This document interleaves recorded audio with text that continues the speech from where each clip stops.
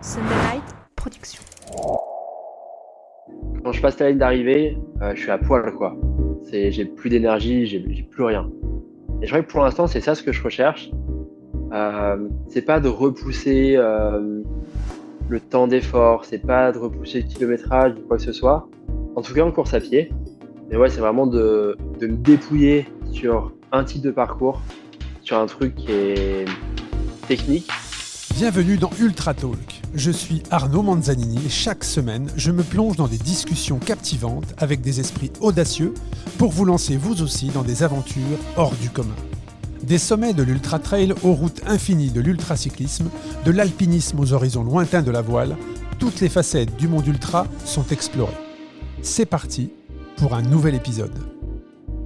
Je suis avec Élie Besson-Piton aujourd'hui. Salut Élie. Salut. Je suis très heureux de te rencontrer. On s'est déjà croisés, mais de te rencontrer de manière digitale aujourd'hui. Et la première question que j'ai envie de te poser avant de rentrer dans la discussion, c'est les personnes qui suivent l'actualité au moment où on enregistre cet épisode, puisque cet épisode va être diffusé mi-juillet, mais au moment où on enregistre, Élie revient tout juste sur les sentiers, puisqu'il était blessé. Donc la question que j'ai envie de te poser, c'est comment ça va ? Comment va ta cheville ? Ça va mieux. Ça va mieux qu'il y a un mois, je t'avoue.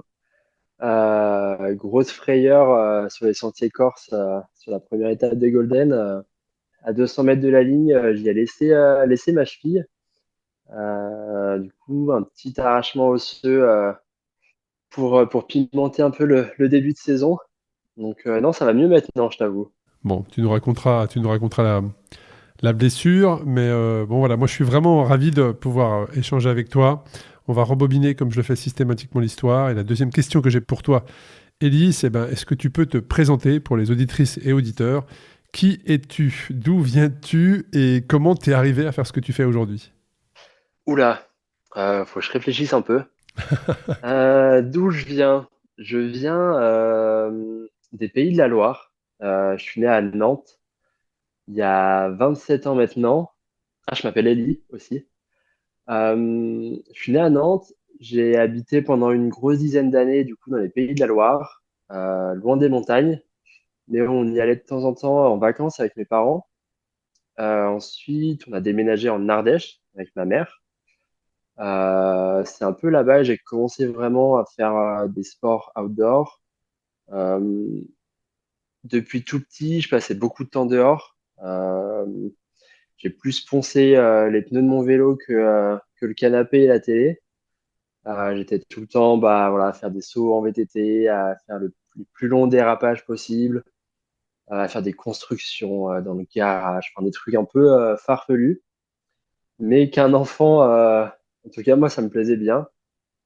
Du coup après on est parti en Ardèche, au collège, lycée, j'ai commencé à me mettre au vélo. J'ai fait quelques compètes.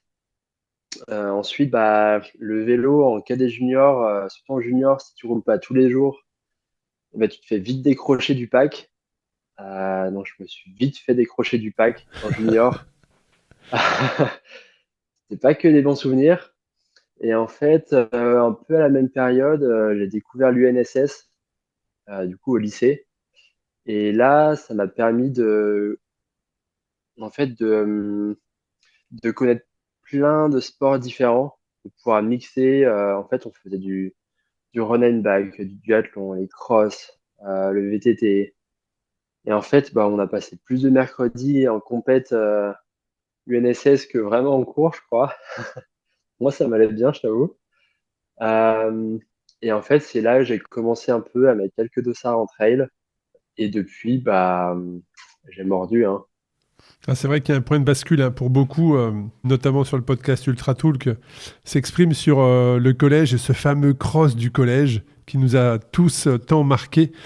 Je ne sais pas s'il existe encore d'ailleurs, mais c'est vrai que les générations qui passent sur le podcast Ultra Talk, le fameux cross des collèges en a marqué plus d'un.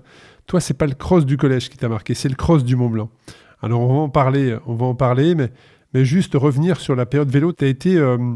Oui, tu as fait du vélo en compétition. Est-ce que pour toi c'était un loisir ? Est-ce que c'était une passion ? Est-ce que c'était un sport dans lequel tu voulais performer ? Dans quelle mesure est-ce que tu pratiquais le cyclisme alors que tu étais junior ? En tout cas, avant tes 18 ans. Au tout début, c'était un jeu. en fait, c'est un copain du collège qui me dit, ouais, Ellie, au club, on organise un stage et tout, tu veux pas venir, ça va être chouette. Bah ouais. Et en fait, bah moi, j'avais jamais fait plus d'une heure de vélo, mais de vélo comme ça pour m'amuser. En fait, j'ai débarqué là-bas, bah, une semaine de stage de vélo dans un club. Ah, c'est pas que de l'amusement, hein. Donc, Je donc, je confirme. faisais souvent le début des sorties et je faisais souvent la fin des sorties dans la voiture. Bon, en tout cas, le vélo fait partie toujours de ta préparation et de ta passion pour le sport outdoor, hein. Suivre Ouais, ton fil d'Insta, et on voit bien que le cyclisme en fait partie.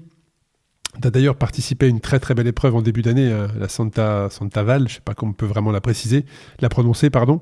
Mais voilà, c'est une épreuve que j'ai moi-même cochée dans mon calendrier dans les années à venir, parce que j'aimerais bien participer à cette ambiance du gravel en début de saison pour lancer la saison. Et puis, comme je l'ai dit juste avant, il y a un cross qui a été déterminant pour toi, c'est le cross du Mont Blanc en 2016. Qu'est-ce qui s'est passé à cette occasion, puis qu'est-ce que ça a généré derrière? le cross du Mont Blanc, ça faisait déjà une petite année que je courais. J'avais déjà mis peut-être 2 dossards en trail avant. Et en fait, bah, quand t'es jeune, t'es souvent inspiré par des personnes. Moi, ça a été dans le sport, ça a été par des athlètes, bah, notamment par Kylian Jornet. Et Cross du Mont Blanc, en fait, c'était pour moi un peu la course enfant du marathon du Mont Blanc. Et le marathon du Mont Blanc, bah, c'était un peu, bah, c'est à Chamonix, donc c'est la mecque du trail. Et en fait, bah ouais, on pouvait faire comme les grands. C'était un peu ma manière de mettre un pied dans le vrai trail, on va dire. Euh, les courses à saucisson, c'est bien, tu peux faire des podiums. Et quand tu arrives sur des crosses du Mont Blanc, tu te prends quand même une sacrée fessée. Et déjà d'arriver avec la première femme, c'était déjà vraiment chouette. Et en fait, c'était vraiment le déclic pour le coup. Et en me disant, c'est ça ce que je veux faire. C'est le vélo, c'est trop cool. Je suis pas sûr d'en faire mon job, mais par contre ça, le trail, me mettre carton pendant 2, 3, 4 heures en montagne, ouais, c'est ça ce que je veux faire. Et en fait, bah, ça a été vraiment le gros déclic.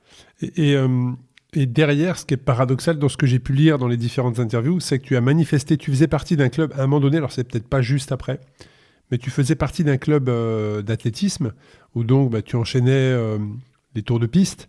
Tu as manifesté ton envie d'aller t'entraîner ou d'aller faire des compétitions sur le trail, et à ce moment-là, personne n'a voulu t'entraîner. Ouais, bah, c'était du coup juste avant. Euh, et en fait, bah, ouais, le trail, j'avais quoi, 16, 17 ans, bah, tu verras plus tard. Là, tu fais de la vitesse, tu fais un peu de piste, tu fais les crosses, et puis ouais, le trail, tu verras dans 4, 5 ans. Et en fait, moi, non, je veux en faire maintenant, je veux être bon maintenant, et ouais, vas-y, on y va, quoi. Et du coup, ça a été un peu la douche froide, et je me suis de mon côté, et bah, je crois que ça s'est plutôt bien passé. Ça s'est plutôt bien passé, effectivement. Moi, j'ai regardé, alors, quand j'ai comme ça des échanges avec des trailers, bah, je vais sur le ranking du l'UTMB World Series qui répertorie sur fonction des distances bah, le parcours du sportif, c'est la distance, le dénivelé sur lequel il est engagé, son temps, les classements. Et ce qu'on peut voir effectivement, c'est que bah, c'est performant, quoi. C'est performant, ça court bien, ça court vite. Et sur les distances, qu'est-ce qui te fait rêver aujourd'hui, Ellie? Est-ce que c'est des distances plus courtes pour qu'elles soient plus intenses, ou est-ce que sur des distances plus longues pour que ce soit un petit peu aussi un voyage à travers l'épreuve qui ne pourrait être en fait qu'une excuse pour justement partir dans des paysages à la découverte de la nature, quoi. Bah, au début, toujours un peu sous la même influence, on veut très vite faire du long. J'ai eu l'occasion de faire du long, et maintenant, pour les quelques années à venir, c'est vraiment sur du plus court que je veux être. En fait, tu vois, même pas plus tard qu'à l'automne dernier, j'étais sur l'Ultra Pyrénéo, donc au nord de l'Espagne, en Catalogne. Et en fait, donc c'était un 100 km à peu près, 110. Et en fait, au bout de 7 heures de course, J'étais dans le groupe de tête avec des meilleurs coureurs en Europe. Et en fait, je me faisais chier. J'étais dans le trio, dans le top 5. Et en fait, je me faisais chier au bout de 7 heures de course. Et parce qu'en fait, ça commençait à être dur. Je commençais à être fatigué. T'as mal aux jambes. Et en fait, c'est pas ça ce que je recherche avec un dossard pour l'instant. Et donc non, je te dirais que pour l'instant, les distances, c'est vraiment jusqu'au marathon ou peut-être jusqu'à un 70 km dans l'année pour aller chercher un peu plus loin, aller chercher des sensations différentes. Mais vraiment, ma distance de prédilection pour l'instant, c'est plutôt le format entre 30 et 40. Intéressant, parce que c'est vrai qu'effectivement, il y a eu dans ce que j'ai pu voir, tu as terminé effectivement des 100 km, d'ailleurs, à chaque fois, très performant, mais de par le parcours, on voit bien qu'effectivement, toi, tu recherches effectivement les distances qui peuvent être équivalentes du marathon et sur des distances qui tournent autour, allez, entre 5 et 7 heures. C'est à peu près là où tu te sens le plus à l'aise. Ouais, il peut y avoir 1 heure et demie de plus que 7 heures, comme à la Restonica l'année dernière. Mais c'est vrai que passer ça, Et c'est quoi selon toi? C'est quoi? C'est arrivé à un moment donné, tu trouves plus les réponses au fameux qu'est-ce que je fais là en fait? Pourquoi je fais ça? C'est que t'as pas encore les réponses à ces questions-là quand tu fais du long? ou en tout cas, c'est pas ce que je cherche maintenant. Alors qu'est-ce que tu recherches aujourd'hui, Eddie? T'es dans une phase d'aujourd'hui. Pourquoi tu fais du trail? Aujourd'hui, je fais du trail pour la compétition parce que je me rends vraiment compte que c'est quelque chose qui m'anime, d'aller au fight, de courir vite, de repousser un peu ces espèces de limites de vitesse entre le ratio kilomètre dénivelé. Alors, bien sûr, c'est à mon niveau, hein. On parle pas des chronos de Rémi Bonnet sur des marathons de Mont Blanc ou quoi. Mais ce qui veut dire que tu es vraiment drivé par le ranking en fait. C'est ça? C'est quoi? C'est le temps qui t'importe? C'est le classement? C'est de donner tout ce que j'ai à donner sur un type de parcours. C'est quand je passe la ligne d'arrivée, je suis à poil, quoi. J'ai plus d'énergie, j'ai plus rien. Et je crois que pour l'instant, c'est ça ce que je recherche.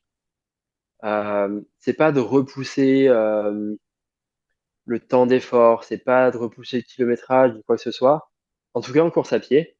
Mais ouais, c'est vraiment de me dépouiller sur un type de parcours, sur un truc qui est technique, parce que j'aime le technique, j'aime jouer dans le technique, mais c'est pas d'aller chercher toujours plus long. Intéressant.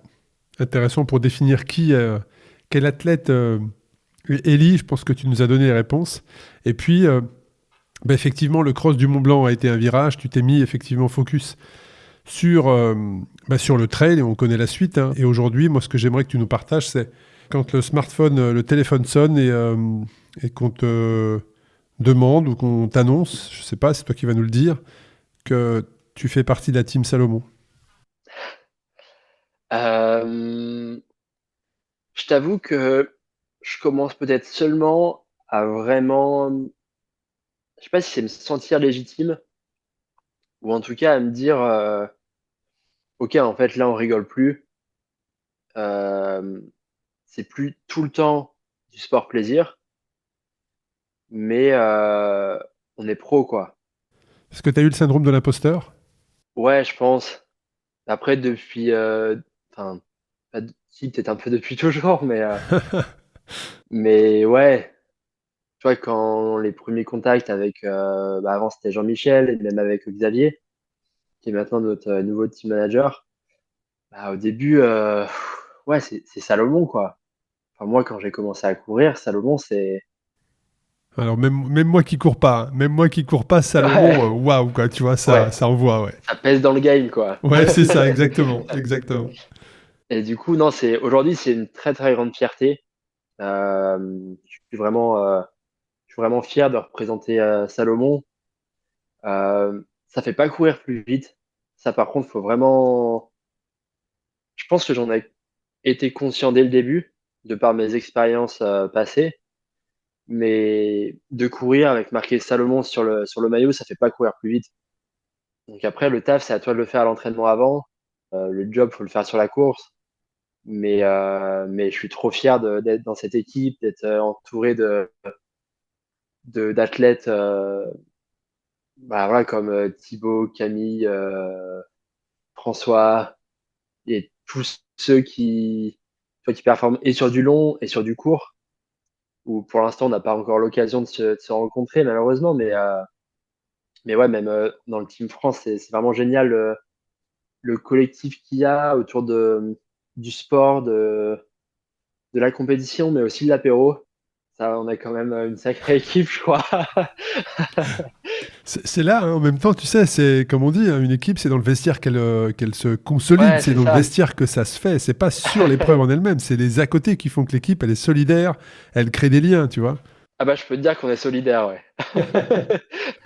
Mais je reviens juste sur l'annonce. Sur l'annonce, elle dit comment ça s'est fait. Est-ce que c'est toi qui es postulé dans l'équipe? Est-ce que on t'a appelé, on t'a dit tiens, est-ce que ça t'intéresserait?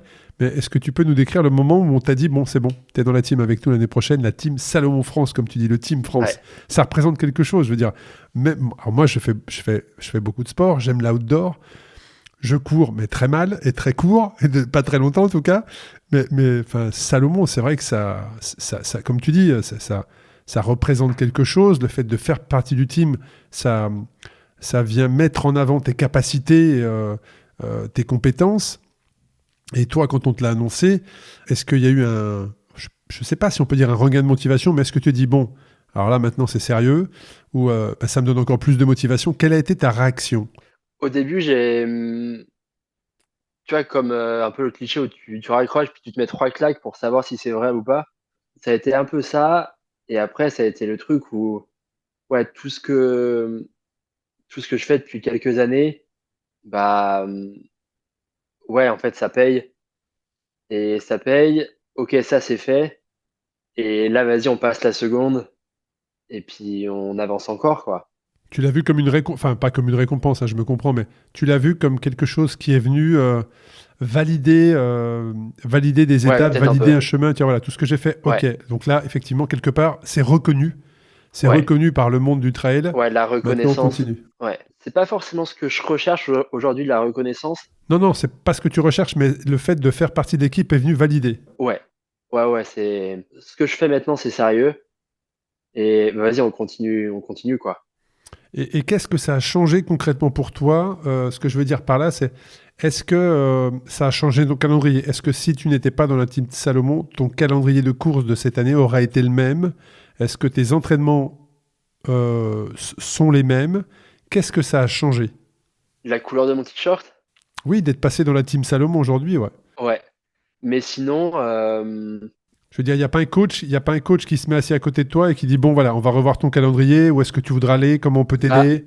en fait, si, mais en fait, eux, ils mettent vraiment, chez Salomon, je trouve, à disposition les choses. Ok, bah, on a un entraîneur, on a un team manager, on a un circuit de course, donc avec les Golden National. Nous, on peut faire plein de choses. Toi, qu'est-ce que tu veux? Qu'est-ce que tu as envie? Et comment on peut t'aider? Et en fait, ça, je trouve que déjà, il n'y a rien d'imposé. Donc, tu te sens jamais obligé de faire les choses. Donc, moins de pression, Oui, bien sûr. plus de plaisir. Tu es plus en phase avec toi-même, avec ce que tu aimes, avec ce que tu veux faire. Et en fait, à partir de là, j'ai un peu l'impression que tout est du plus. Ok, juste l'année dernière, j'ai pas eu tout le temps d'entraîneur. Là, peut-être que je vais encore progresser. Bah, on va essayer comment ça se passe avec l'entraîneur mis à dispo chez Salomon. Ça marche bien pour l'instant. Ça marche très bien avec Diego. Euh, et en fait, vraiment d'être free sur tout ce qu'on veut faire, ça apporte vraiment de la légèreté, de la sérénité. Et en fait, bah ouais, je pense que ça permet d'être meilleur finalement. Et ça veut dire que tu es rentré dans la saison 2024 surmotivé? Ouais, ouais, ouais, surmotivé. Et au début, bah, tu parlais tout à l'heure du syndrome de l'imposteur. J'ai quand même eu du mal à me sentir légitime au début.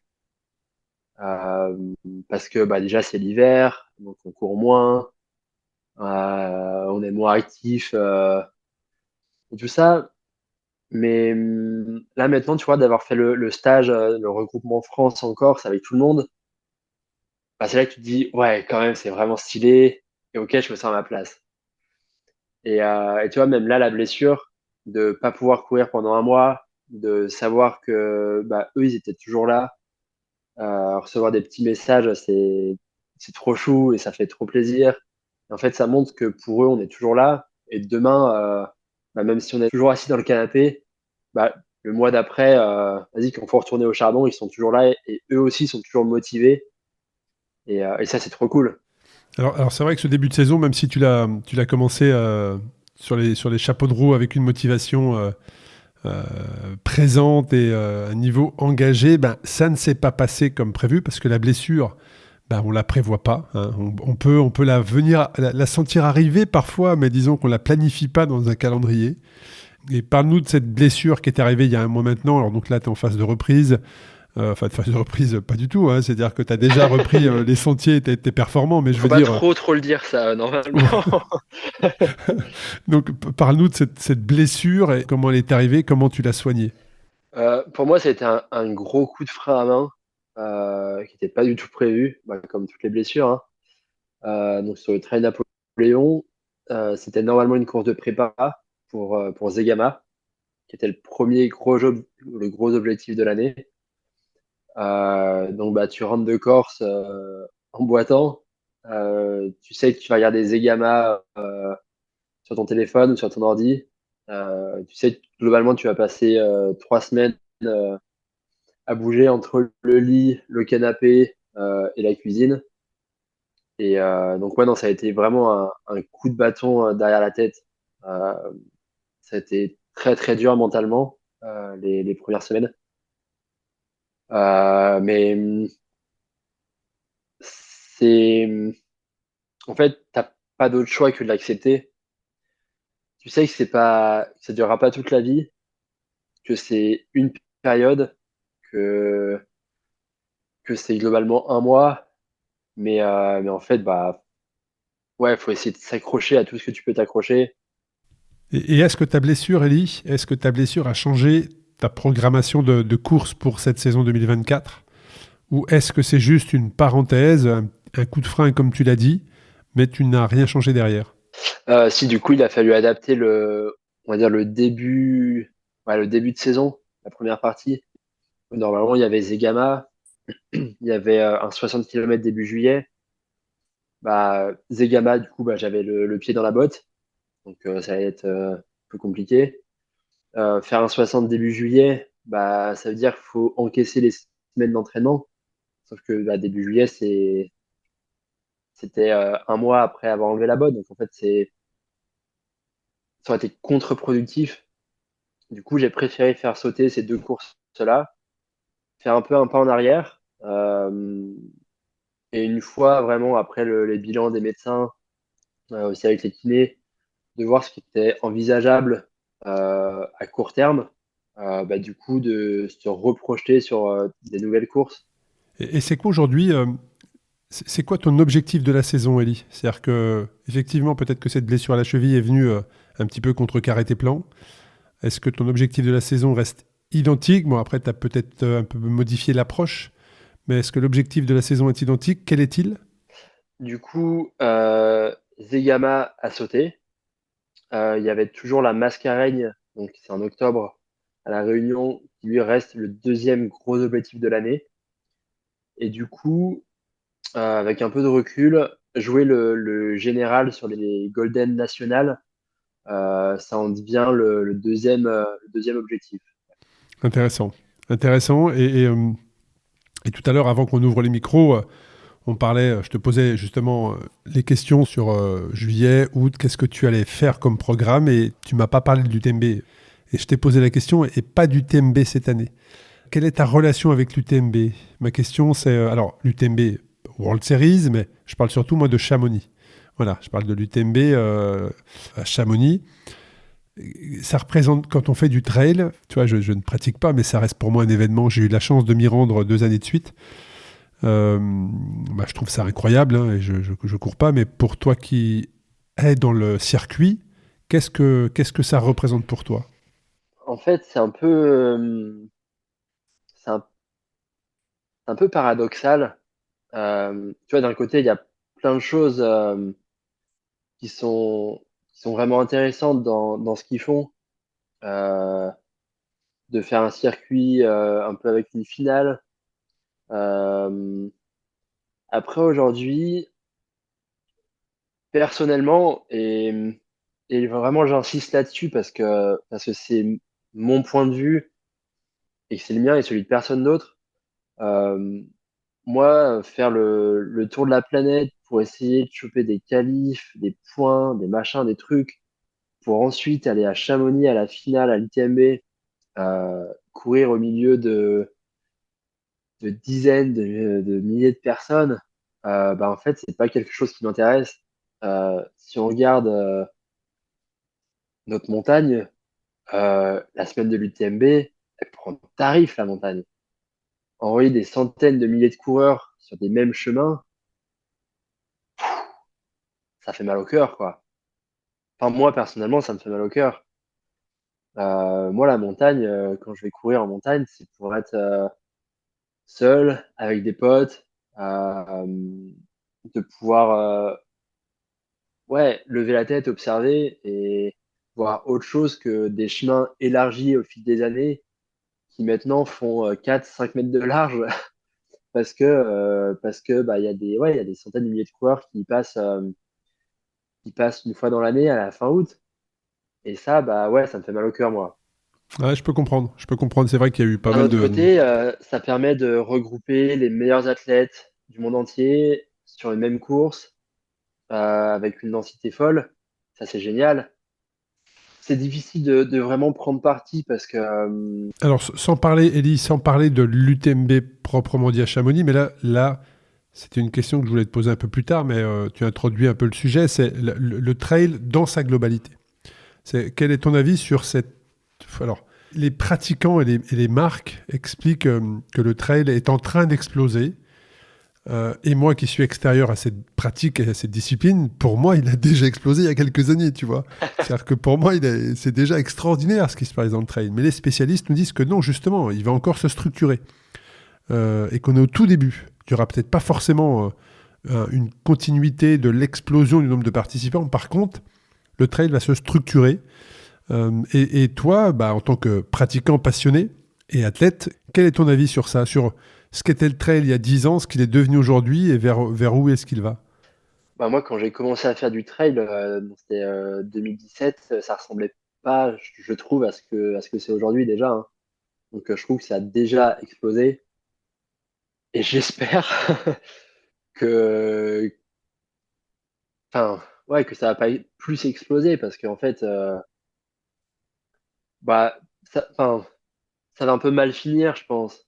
Et ça va plus ressembler à ce que c'est vraiment. Et faire des courses de trail euh, ailleurs qu'en montagne, avec des dénivelés qui sont quasi nuls, euh, bah, ok, on fait de la course à pied, ok, on est en pleine nature, mais je suis désolé, et je ne voulais pas, mais pour moi, c'est pas du trail. C'est pas ouais, c'est pas l'essence même du trail. On est sur la course à pied, on est sur un sport outdoor, mais c'est pas du trail avec les valeurs de montagne, avec les valeurs de respect environnementaux. Euh, Ou quand on fait des courses avec un prix de l'inscription qui va à des fois plus de 2 euros du kilomètre, je dis bah non, en fait, c'est pas ça le trail. Pour moi, le trail, c'est ok, les courses, on met des dossards, mais vendre un rein pour se payer un dossard, c'est un peu too much, quoi. Ouais, c'est vrai que ça pourrait être un sujet sur lequel on pourrait faire ne serait-ce qu'un seul épisode, hein. On pourrait vraiment rentrer en profondeur dans toute cette partie-là. Donc c'est vrai que ça reste un vrai sujet. Effectivement, il y a eu quand même pas mal de polémiques. Il y a eu quand même pas mal de polémiques autour de tout ça, même au niveau de certains partenaires qui étaient vraiment challengés du fait de s'associer à des trails, une marque de voiture. On va pas citer les marques, mais voilà, il y a eu pas mal de discussions autour de ça. Il y a aussi beaucoup de circuits qui se mettent en place. Et je peux comprendre maintenant que je m'y intéresse un peu plus, que je regarde un petit peu le trail, l'évolution, comment il est structuré. J'ai ce regard aussi de passionné de sport d'outdoor, mais aussi d'organisateur. Et voilà, c'est difficile de trouver le bon équilibre, mais je peux parfaitement En fait, comprendre. je pense que c'est méga dur de trouver. Enfin, en fait, de manière générale, c'est toujours dur de trouver le bon équilibre. Chacun défend ses intérêts, ce qui va de soi. Après, c'est con, mais moi, ça fait quelques années que je vais en faire mon job.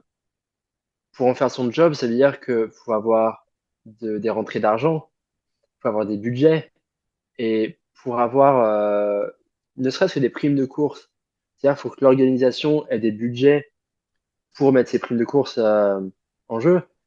Et si ça passe par des marques de voitures, bah, tu vois, d'un côté, ça s'entend aussi, hein. Et même si tout le monde n'est pas d'accord avec ça, au bout d'un moment, ouais, faut avoir des partenaires. On peut pas être en phase avec tout. Il y a forcément des trucs qui vont à contresens. Mais je pense que c'est intéressant de trouver ouais, le bon équilibre et l'équilibre qui, dans l'idéal, qui va et aux coureurs et aux coureurs entre guillemets de masse, le grand public, celui qui vient pour se challenger, pour ne serait-ce qu'être finisher. Et j'ai beaucoup de respect pour ces gens-là, vraiment, parce que franchement, j'ai vu mon père courir il y a 15 jours, et en fait, c'est un autre monde, mais qui est fascinant. Et, bref, on s'étale peut-être un petit peu. Mais nous, athlètes, où en fait, bah, on court, mais pour la performance, pour la gagne, pour la visibilité, pour nos partenaires, pour, c'est quoi à dire, mais peut-être aussi de l'argent. Et ça, enfin, je pense qu'il faut pas se le cacher, hein. Aujourd'hui, être athlète de haut niveau, prétendre à vouloir être athlète de haut niveau, bah c'est faut payer les factures, faut payer la bouffe, faut payer en fait la vie de tous les jours. Et ça passe par des partenaires, ça passe par des primes de course, des courses qui ont des partenaires. Et c'est paradoxal, ça va parfois à contresens, mais ouais, je pense que la meilleure chose, c'est de ouais, de trouver des bons compromis dans tout ça. Ouais, c'est vrai, le fameux équilibre. Alors, c'est vrai que là aussi, j'ai peut-être ce regard d'organisateur, mais c'est vrai que quand tu discutes avec un partenaire, en fait, la question à te poser, c'est est-ce que ce deal serait bon pour moi, court terme, moyen terme, mais aussi est-ce qu'il serait bon pour mes participants? Qu'est-ce qu'il apporte à mes participants à court et moyen terme? C'est vrai qu'il y a toutes ces questions-là à se poser. Mais pour toi, Ellie, quelle est la course, quelle est l'épreuve ou quel est le sentier? Je ne sais pas ce qu'on peut dire sur ça, mais qu'est-ce qui te fait rêver aujourd'hui? C'est quoi le projet, l'événement ou le GR où tu te dis ah, ça c'est mon kiff et je le note dans mon petit coin, dans mon petit carnet des choses que je dois réaliser, mais ça m'attire vraiment. En fait, je crois qu'il n'y a pas une seule chose qui m'attire vraiment. Il n'y a pas une course en particulier. Euh, je pense que de continuer dans la lancée dans laquelle je suis parti, d'aller chercher des courses qui me plaisent, des courses techniques, des courses un peu authentiques aussi. C'est un truc qui me fait vraiment triper et qui m'anime au quotidien dans mes entraînements. Euh, D'aller courir sur des crêtes à Madère. Euh, Bah, tu vois, paradoxalement, de franchir une ligne d'arrivée d'une course UTMB à Chamonix. Tu vois, ce moment-là, bah, même s'il y a plein de trucs sur lesquels je suis moyennement d'accord, bah, il n'empêche que ça me fait rêver quand même. Après, bah, forcément, les sentiers de la Réunion. Et j'ai d'ailleurs très très hâte d'y être au mois d'octobre. Et ouais, en fait, il y a vraiment plus un global, je trouve, que vraiment une finalité qui me fait rêver. Tu es inscrit au Grand Trail de la Réunion? Sur la course enfant, ouais, cette année. C'est vrai que tes paysages ont l'air superbes. Superbes. T'es déjà allé là-bas? J'ai jamais été là-bas. les paysages, moi, à chaque fois, je me dis, mais waouh, comment c'est possible, quoi. C'est un montage ou quoi? Tu vois, c'est vraiment Moi, j'ai magnifique, l'impression que c'est magnifique. un autre monde, hein. C'est vraiment magnifique. Et puis, il y a aussi, puisque je te suis depuis quelques temps, ce que je vois, c'est qu'il y a toujours beaucoup de vélos.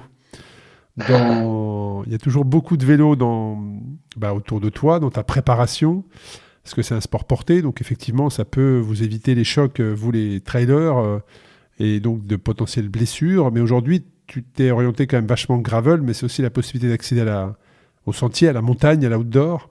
Quelle relation tu as avec le vélo aujourd'hui, si tu la compares à la relation que tu avais avec le vélo quand tu étais en junior? Euh, je crois que le vélo, ça fait partie de moi. J'ai appris à faire du vélo sans roulette. Je crois que j'étais beaucoup trop petit. Euh, enfin, j'avais 2 ans et demi. Et en fait, le vélo, pour moi, c'était le moyen d'aller à l'école, c'était le moyen d'aller chercher le pain, c'était le moyen d'aller en cours, c'était le moyen d'aller chercher une voiture à l'autre bout de la France du jour au lendemain. C'est en plus de l'entraînement quelque chose ouais, qui fait vraiment partie de moi. Et après, ouais, pour l'entraînement, c'est vraiment un moyen très très intéressant. Bah, tu l'as dit, c'est un sport porté.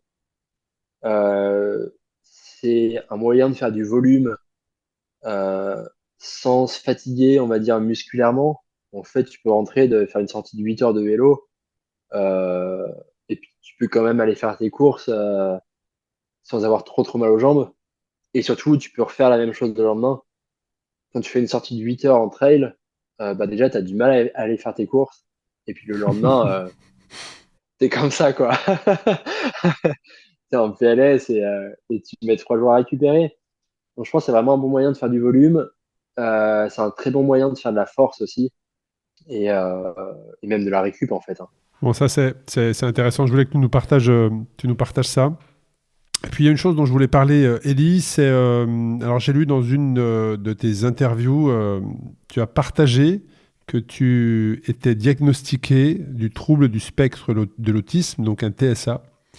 Mais moi, ce qui m'a interpellé, c'est que bah, tu n'es plus un enfant et que tu as été diagnostiqué il y a seulement il y a quelques mois, donc un peu Ouais. moins de 2 ans, 1 an et demi. Si tu es OK pour partager ça, pour en parler, explique-nous un petit peu quel a été le cheminement pour que tu sois diagnostiqué. Parce que si il y a diagnostic, ça veut dire que tu avais, toi ou ton entourage, remarqué des choses. Et comment ça s'est manifesté? Quel a été le chemin jusqu'au diagnostic? Alors déjà, je te partage avec grand plaisir parce que c'est quelque chose qui m'a beaucoup libéré, ce diagnostic. Je pense que globalement, j'ai vécu plus de 20 ans, je dirais pas en enfer, mais presque. Ou en tout cas, d'avoir cette sensation de vivre un peu à côté de mes pompes, tu vois, où tu peux t'imaginer, ouais, quand tu marches, il y a tes chaussures qui marchent à côté. Euh, Depuis tout petit, j'ai toujours senti différent des gens avec qui je pouvais être. Donc, que ce soit des camarades de classe à l'école, euh, des quelques copains, copines, et bah, des gens entre guillemets normaux de mon âge, quoi. J'ai vraiment ce souvenir au lycée où en fait, bah, les quelques amis que j'avais, ils étaient tous en BTS, ils avaient tous 50 plus que moi, et c'était avec ces gens-là que je me sentais bien. Donc il y avait toujours cette espèce de décalage. Il y avait ce décalage aussi avec les profs, euh, avec mes parents, avec mes amis, avec mes petites amies. Mais j'arrivais pas à savoir le pourquoi du comment, et tous finissaient généralement mal. Les quelques jobs que j'ai eus, ça se finissait mal. Avec les profs, c'était l'enfer. C'était l'enfer sur Terre, au point où, en fait, un mois avant le bac, j'ai complètement vrillé en balançant une table qui a traversé la salle de classe. Et, et ouais, en fait, passer ouais, 20 ans de ma vie en décalage. Et tu sais jamais trop comment l'aborder avec les proches, enfin, avec les gens de ton entourage. Parce que, en fait, bah déjà, dans le quotidien, c'est toi le problème. C'est toi qui comprends rien. Alors que pour moi, tu vois, c'est complètement l'inverse. Euh,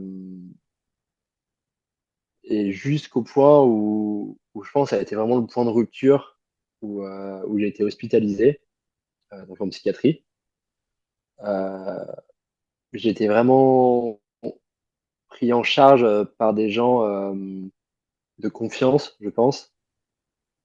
Parce que pour bosser en psychiatrie, je pense que il y a certains jours où il faut être bien accroché. Euh, et en fait, à partir de là, ça a été pour moi, en fait, je me suis dit, en fait, j'en avais marre de vivre comme ça, de vivre en subissant mon quotidien, en subissant en fait ma vie même. Euh, en fait, sans même trouver vraiment de sens à ça. Tu vois, je me levais le matin, mais je savais que ça allait pas bien se passer. Je savais pas pourquoi je me levais le matin. Et en fait, ouais, c'était vraiment le point de rupture où je me suis dit, non, en fait, soit je me prends en main, soit ça va vraiment se finir très mal. Et entre le moment, Ellie, entre le moment où tu vas justement te retrouver en phase de repos, où tu es hospitalisé, et le moment où le diagnostic tombe, il se passe combien de temps entre ces deux moments-là? Il se passe, euh, il se passe combien de temps? Euh, je réfléchis un peu. Je crois qu'il se passe à peu près 6 mois. 6 mois, ça veut dire que pendant ces 6 mois, est-ce qu'on t'accompagne? Alors bien évidemment, j'imagine qu'on t'accompagne, mais est-ce qu'on te donne les clés pour avoir des réponses à tes questions ou à tes interrogations ou à ton positionnement dans l'environnement social? Est-ce qu'on t'accompagne pour alors pas te dire, bah, il faut réagir comme ça dans telle ou telle situation, mais comment est-ce qu'on t'accompagne pour qu'aujourd'hui tu te sentes, tu l'as dit tout à l'heure, je me sens à côté de mes baskets, pour que tu te sentes aujourd'hui vraiment bien dans tes baskets? C'est compliqué, hein, je t'avoue. Euh, j'ai eu vraiment la sensation d'être baladé, tu vois, entre plusieurs personnes, où il faut aller voir une psy. Et en fait, bah, tu vas chez un neuropsy. Déjà, pour avoir un premier rendez-vous neuropsy, il peut se passer 6 mois. Ouais, c'est clair. Donc, bah, ça, tu te dis, bon, bah, ok, on verra plus tard. Donc, tu vas voir un psychiatre. Le psychiatre, bah, ouais, il te file des médocs, il te file une béquille, quoi. Donc, tu prends ta béquille tous les jours pour pas te casser la gueule. Et t'essayes un peu de survivre là-dedans. Et aujourd'hui, depuis que le diagnostic est tombé, tu disais que ça t'avait soulagé, enfin que tu te sentais bien depuis parce que ça a mis un mot sur des symptômes, sur des sensations. Et qu'est-ce que ça a changé en toi derrière? C'est que tu t'acceptes comme Euh, tu es, qu'est-ce que ça a changé? Ça a un peu fait un espèce de retour à zéro, euh, où en fait, je voulais plus essayer de rentrer dans des cases, dans une case qu'on peut imaginer la norme, mais j'ai essayé de construire ma case. En fait, tu vois, même, enfin, en ce moment, et là, mon chemin, c'est vraiment d'essayer de construire ma case avec comprendre comment je fonctionne, comprendre ce que j'ai besoin, ce que j'ai pas besoin, euh, savoir les choses dont j'ai besoin, et les choses qui, en fait, ça pourra jamais marcher. Il y a des choses, ou en tout cas, faut jamais dire jamais, Ouais, mais je vois ce que tu veux mais dire. c'est Ouais. très compliqué. Donc, en fait, ces choses-là, bah, je les mets de côté. Je me concentre sur qu'est-ce qu'aujourd'hui j'ai besoin, pourquoi je me lève le matin, est-ce que ce que je fais, ça a du sens pour moi? Est-ce que ça me correspond? Et est-ce que je suis pas en train de faire quelque chose qui est pas adapté à moi? Et ça, c'est dur au début parce que enfin, quand tu te fais diagnostiquer à 26 ans, tu te dis, en fait, tout ce que j'ai appris, tout ce que je suis, en fait, faut un peu le remettre en question, quoi. Mais c'est peut-être un pas en arrière pour accélérer derrière ou en faire deux. Tu vois ce que je veux dire? J'ai oublié l'expression, excuse-moi, mais Mais en c'est fait, tu es peut-être sur juste. une route, tu te rends compte que tu n'es pas sur la bonne direction, Ouais. tu mets un grand coup de frein à main, marche arrière, et en fait, tu vas chercher la bonne route. Et donc, ouais, j'en suis là aujourd'hui. Mais ça a été vraiment libérateur et tu peux pas imaginer à quel point je me sens mieux aujourd'hui. Bon, en tout cas, voilà, j'avais envie que tu nous partages ce moment-là, quoi, parce que c'est vrai qu'il y a quand Ouais, même un enfant sur 100 qui est diagnostiqué sur ce diagnostic de troubles autistiques et c'est pas, ça peut tomber sur tout le monde peut être concerné par ça. Et parfois, on peut le diagnostiquer tôt, mais aussi on peut le diagnostiquer un peu plus tard. ouais, Euh, voire mais en très tout tard. cas, voire très tard, effectivement. Mais en tout cas, ce qui est sûr, c'est que ça vient poser un diagnostic sur des Ouais, interrogations, des questions, des doutes, enfin tout ce que tu veux. Mais tant que le diagnostic n'est pas tombé, tu peux imaginer tout un tas de choses. ouais. Et là, c'est bien parce qu'au moins, voilà, t'as une partie de la réponse. Après, l'autre partie, faut la construire. Et ça, comme tu l'as dit, probablement un gros travail. Mais voilà, je voulais juste que tu t'exprimes, que tu nous partages ça, parce que j'avais trouvé très honnête et le fait de pouvoir t'exprimer sur ça. Ah ouais, et puis en fait, je trouve que tu vois, le sport, c'est un moyen de partage, un vecteur d'émotions fortes, soit sur des lignes d'arrivée, dans des coups de mou, dans des préparations et tout ça. Et je trouve que c'est aussi un moyen de partager aussi un peu toutes les emmerdes qu'on peut avoir dans le quotidien. Et ouais, pour moi, aujourd'hui, c'est important de pas me cacher de ça parce qu'en fait, ça fait partie de moi et que je pense aujourd'hui qu'il y a plein de gens, enfin même j'en suis sûr, qui en souffrent au quotidien, dans le sport ou pas dans le sport. Et en fait, je pense que plus on arrive à en parler, à un peu enlever cette barrière, cette peur en fait, de ce handicap, hein, parce que c'est vraiment un handicap, même s'il est invisible. Euh, et je pense que ouais, si ça peut aider une, deux personnes, 15 personnes, 100 personnes, franchement, c'est génial. Quand tu dis c'est un handicap, Ellie, c'est-à-dire que le fait d'avoir été diagnostiqué, ce trouble rentre dans la case handicap. Ouais, ouais, c'est vraiment un handicap. Et Est-ce que ça a changé des choses, Ellie? Est-ce que ça a changé des choses en toi? Est-ce que ça a fait bouger des choses en toi? Le fait que toi, Ellie, en fait, aujourd'hui, de par les symptômes que tu avais, un médecin ou le corps médical te dise ce dont, enfin, je ne sais même pas si on peut dire ce dont vous souffrez. En tout cas, c'est un handicap, c'est ce qu'on appelle le fameux handicap invisible. ouais, ouais, après, tu vois, j'ai 27 ans, ça fait 27 ans que je suis le même, hein. Je suis la même personne, on m'a pas changé le cerveau, on m'a pas changé un poumon, on m'a pas changé les jambes. Euh, c'est juste comprendre en fait un fonctionnement. Et moi, je sais maintenant que j'ai un fonctionnement qui est différent d'une personne normale. Euh, c'est pas ordinaire, c'est extraordinaire. Euh, et voilà, pour moi, c'est une évolution et c'est une évolution dans la connaissance de moi, on va dire. Après, oui, bien sûr, c'est un handicap dans le quotidien. Moi, je te fais pas de schéma de ce que ça peut représenter sur une journée. Euh, mais, euh, mais ouais, c'est un handicap. Ouais, merci pour ta sincérité. Où est-ce que les auditeurs peuvent te suivre, auditeurs et auditrices? Où est-ce que Où est-ce qu'on peut te suivre aujourd'hui, où tu retraces et tu partages ton actualité? Sur Instagram, hein. Sur Instagram? Ouais. Facebook, je suis plus trop dessus. Mais ouais, je me concentre vraiment sur Instagram. J'essaye de partager les choses comme elles sont dans dans la vie d'un, d'une personne comme la mienne. Donc on a expliqué, hein, tu étais membre de la Team Salomon France, Team France, mais est-ce que tu travailles avec d'autres marques, d'autres partenaires aujourd'hui qui t'accompagnent dans ta passion?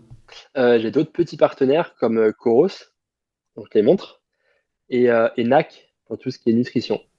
Bah, écoute, on passe le bonjour à William, qui sera Yes. d'ailleurs, qui est en France d'ailleurs, hein. Je crois qu'au moment où sort l'épisode, logiquement, j'ai déjeuné avec lui hier. Tu vois, c'est un peu retour dans Pas le mal. futur, c'est un peu retour dans le futur, mais logiquement, Tu lui passeras le bonjour eh ben, en écoute, retard du coup, je manquerai pas, c'est en ça. avance. Je manquerai pas à ça, je manquerai pas de lui passer. Bon, écoute, est-ce qu'il y a un dernier message que tu souhaiterais faire passer, Ellie, sur le podcast Ultra Talk? Euh, Globalement, de s'amuser dans le quotidien, de se lever le matin avec un plan de la journée qui fait kiffer, euh, de faire des choses qui nous animent, de prendre du plaisir dans ce qu'on fait, même si des fois ça fait mal aux jambes, même si des fois c'est dur. Je pense que de garder du plaisir dans le quotidien, c'est quelque chose de vraiment important. Bah, Voilà. écoute, je pense que ça sera le titre de l'épisode, Garder du plaisir dans le quotidien. Yes. C'est cool. En tout cas, un grand merci. On arrive sur la fin de l'épisode. Moi, je voulais te remercier parce que ça fait quand même quelques temps qu'on avait planifié ce rendez-vous C'est vrai. tous les deux. Puis entre-temps, il s'est passé plein de choses pour toi avec cette blessure, plein de choses pour moi aussi avec cette fracture du bras. Mais bon, comme toi, voilà, ça revient. Ouais. En tout cas, voilà, je suis très content de pouvoir partager ce moment-là avec toi. Je suis très content de pouvoir sortir cet épisode. Je te souhaite tout le meilleur pour la suite. J'invite Merci les personnes beaucoup. fidèles auditrices, auditeurs, à suivre ton évolution sur Insta, sur ton réseau justement où tu partages. Et puis j'espère qu'on aura l'occasion de rouler ensemble parce que tu pédales. Et ouais, avec grand J'espère plaisir. qu'on aura l'occasion dans les mois ou dans les années à venir, déjà de t'accueillir sur une de nos épreuves. Et ouais, Et puis de pouvoir c'est faire quelques noté, hein. kilomètres ensemble juste pour partager. Voilà. Trop bien. Un grand merci Ellie Merci beaucoup, et Arnaud. je te dis à très bientôt et à très bientôt à tous pour un nouvel épisode du podcast Ultra Talk. Merci. Ciao. Merci d'avoir écouté cet épisode captivant d'Ultra Talk. J'espère que cette conversation inspirante avec des individus audacieux vous a laissé avec de nouvelles perspectives et une motivation renouvelée. N'oubliez pas que vous aussi, vous pouvez embrasser l'extraordinaire dans votre propre vie. Restez connectés sur les réseaux sociaux Ultra Talk et sur le site ultratalk-podcast.com.